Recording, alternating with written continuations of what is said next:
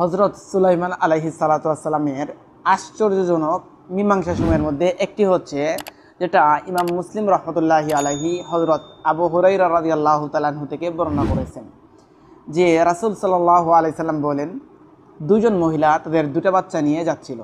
ইতিমধ্যে একটি বাঘ এসে একটি বাচ্চাকে নিয়ে নেয়। এমত অবস্থায় একজন মহিলা বলল, তোমার বাচ্চাকে বাঘ নিয়ে গেছে। অন্যজন মহিলা বলল, না, বরং তোমার বাচ্চাকে বাঘ নিয়ে গেছে। মানে এটা নিয়ে দুজনের মধ্যে একটু ঝগড়া সৃষ্টি হলো। তারা এক পর্যায়ে হজরত দাউদ আলাইহিস সালাতু ওয়াস সালামের দরবারে গিয়ে এগুলো উপস্থাপন করলো। দাউদ আলাইহিস সালাতু ওয়াস সালাম বড় মহিলাটির জন্য বাচ্চাটির রায় দিয়ে দিলেন। তারা এখান থেকে ফেরার পথে হজরত সুলাইমান আলাইহিস সালাতু ওয়াস সালামের সাথে সাক্ষাৎ হলো এবং তারা এগুলা জানালো। তখন সুলাইমান আলাইহিস সালাতু ওয়াস সালাম বললেন, ইতিয়ানি বিসিকিনিন আশকুহু বাইনাকুমা।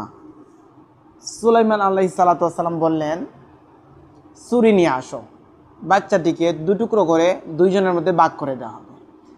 এটা শুনে ছোট মহিলা বলে উঠল, আল্লাহ আপনার ওপর রহম করুন, বাচ্চাটিকে দুটুকরা করবেন না, বাচ্চাটি তাকে দিয়ে দিন।